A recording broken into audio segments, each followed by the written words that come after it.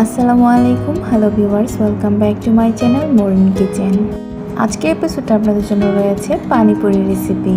আমাদের দেশে যেমন ফুচকা কিংবা বেলপুরি খুব জনপ্রিয় একটি স্ট্রিট ফুড, আর ইন্ডিয়ার ফেমাস একটি স্ট্রিট ফুড হচ্ছে এই পানিপুরি। আর এমন মজাদার এবং নিত্য নতুন রেসিপি পেতে চাইলে অবশ্যই আমার চ্যানেলটিকে সাবস্ক্রাইব করে দিবেন। তাই কথা না বাড়িয়ে দেখিয়ে দিচ্ছি কীভাবে খুব সহজে এই মজাদার পানিপুরি রেসিপিটি আপনারা বাসায় তৈরি করতে পারবেন। পানিপুরির জন্য প্রথমে আমি পুরটা তৈরি করে নিচ্ছি। এখানে হাফ কাপ ময়দা দিলাম, হাফ কাপ সুজি, স্বাদ মতো লবণ, আর দিচ্ছি 3 টেবিল চামচ তেল। এইসবগুলোকে একটু মাখিয়ে নিচ্ছি।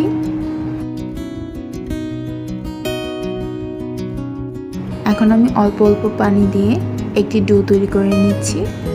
ডোটা একটু হার্ড করে তৈরি করবেন। খুব ভালোভাবে মথে নিতে হবে। আমি 4 থেকে 5 মিনিটের মতো মথে নিয়েছি। ডোটা যখন রেডি হয়ে যাবে তখন আমি এটাকে সেট হওয়ার জন্য 20 মিনিট ঢেকে রেখে দিব। আর এদিকে আমি পুরটা তৈরি করে নিচ্ছি। পুর তৈরির জন্য এখানে আমি আলুটাকে ম্যাশ করে নিয়েছি। সাথে অ্যাড করলাম ধনেপাতা কুচি, চাট মশলা। চাট মশলাটা অ্যাভেলেবেল না থাকলে আপনারা এখানে চটপটির মশলা ইউজ করতে পারেন। আর দিয়ে দিচ্ছি স্বাদ মতো বিট লবণ আর লবণ, পেঁয়াজ কুচি, কাঁচামরিচ কুচি। এখন আমি এই সবগুলোকে একসাথে মিশিয়ে নিচ্ছি।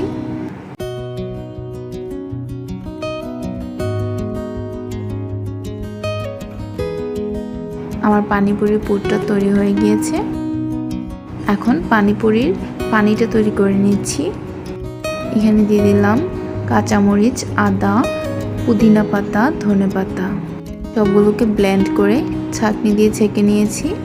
আর এখানে একটি পাত্রে পানি দিয়ে দিলাম। এখন দিয়ে দিচ্ছি ধনেপাতা পুদিনার মিশ্রণটি। আর এখন দিয়ে দিচ্ছি তেঁতুলের কাঠ। পাকা তেঁতুলটাকে আমি একটু ভিজিয়ে রেখে বিচি থেকে আলাদা করে নিয়েছি। এখন আপনাদের টেস্ট অনুসারে এখানে তেঁতুলের কাঠটা ইউজ করে নেবেন। আবারও দিয়ে দিচ্ছি চাট মশলা, বিট লবণ, লবণ,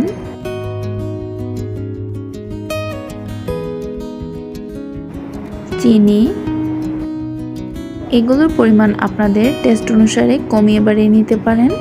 যারা স্পাইসি পছন্দ করেন তারা এখানে চাইলে চিলি ফ্লেক্সও ইউজ করতে পারেন। এদিকে আমার ডোটাও সেট হয়ে গিয়েছে।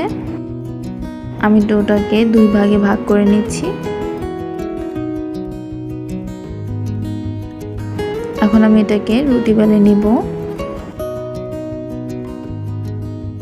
দেখেন রুটিটা এরকম পুরুত্বের হবে। আর একটি কুকি কাটারের সাহায্যে সবগুলোকে গোল গোল করে কেটে নিচ্ছি।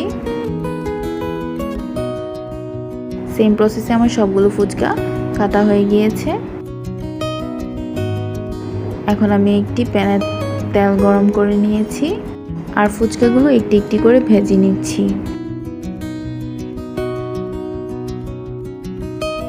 চুলার আঁচটাকে অনেক বেশি হাই রাখবেন না, তাহলে মচমচে হবে না। একটু সময় নিয়ে ভেজে নেবেন।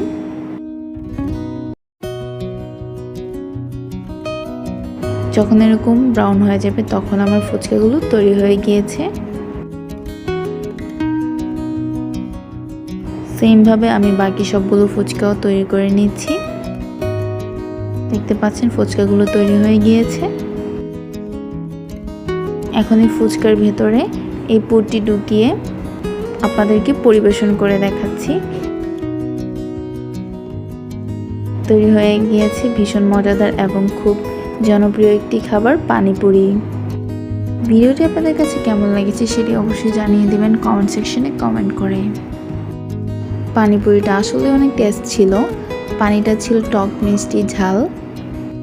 আই হোপ আপনারা বাসায় ট্রাই করলে বুঝতে পারবেন যে এটা আসলে কত মজাদার একটি রেসিপি। দেখা হবে নতুন কোনো ভিডিওতে। ততক্ষণ পর্যন্ত সবাই ভালো থাকুন, সুস্থ থাকুন। আল্লাহ হাফেজ।